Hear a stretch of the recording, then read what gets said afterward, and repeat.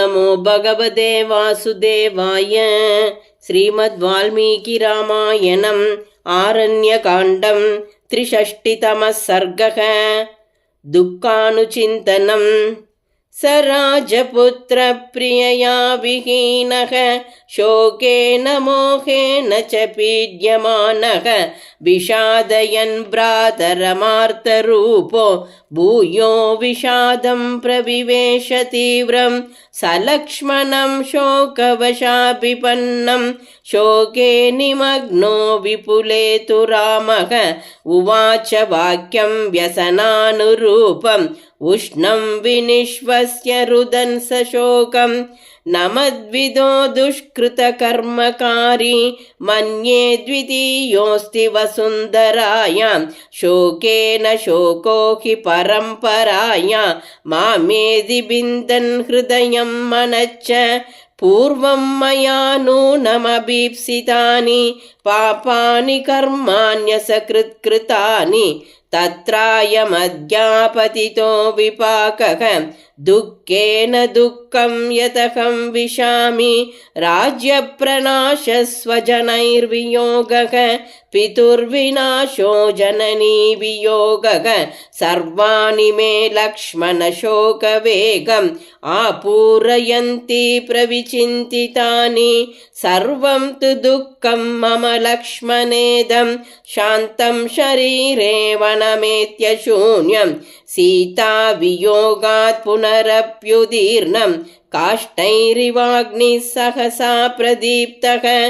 सानूनमार्या मम राक्षसेन बलाद्धृताकं समुपेत्य भीरुः अपस्वरं सस्वर विप्रलाप भयेन विक्रन्दितवत्यपीक्ष्णं तौ लोहितस्य प्रियदर्शनस्य सदोचिता उत्तमचन्दनस्य वृत्तौ स्तनौ शोणितपङ्कदिग्धौ नूनं प्रियाया मम नाभिवादः तश्लक्ष्णः सुव्यक्तमृदुप्रलाभं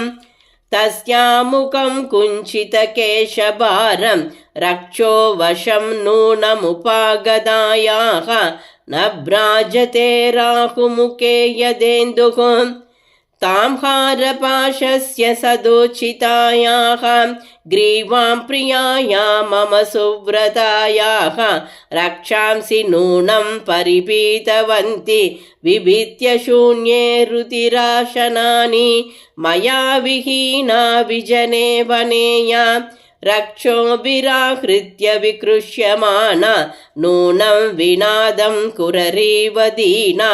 सा मुक्तवद्यायतकान्तनेत्रा अस्मिन्मया सार्धमुदारशीला शिलातलं पूर्वमुपोपविष्टा कान्तस्मिता लक्ष्मणजातहासा त्वामाह सीता बहुवाक्यजातं गोदावरीयं सरितां वरिष्ठा प्रिया प्रियाया मम नित्यकालम् अप्यत्र गच्छेदिति चिन्तयामि नैकाकिनी याति किसा कदाचिन् पद्मानना पद्मविशालनेत्रा पद्मानि वा नेतुमभिप्रयाता तदव्ययुक्तं न हि सा कदाचिन् मया विना गच्छति पङ्कजानि कामं त्विदं पुष्पितवृक्षषण्डं नानाविधैः पक्षिगणैरुपेदं वनं प्रयातानु तदव्ययुक्तम् एकाकिनी साति बिभेति भीरुः आदित्यभो लोककृताकृतज्ञ लोकस्य सत्यानृतकर्मसाक्षिन् मम प्रिया साक्व गदा कृता वा शंसस्व मे शोकवशस्य नित्यं लोकेषु सर्वेषु च नास्ति किञ्चिन् यत्तेन नित्यं विदितं भवेत्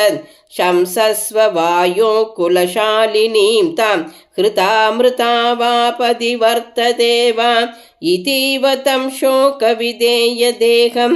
रामं विसज्ञं विलपन्तमेवम् उवाच सौमित्रिरदीनसत्त्वः न्याये स्थितः कालयुतं च वाक्यम् शोकं विमुञ्चार्य धृतिं भजस्व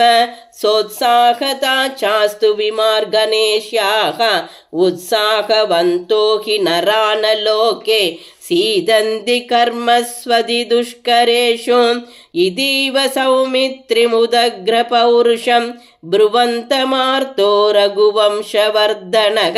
न चिन्तयामास धृतिं विमुक्तवान् पुनश्च दुःखं महदप्युपागमन्। इत्यार्षे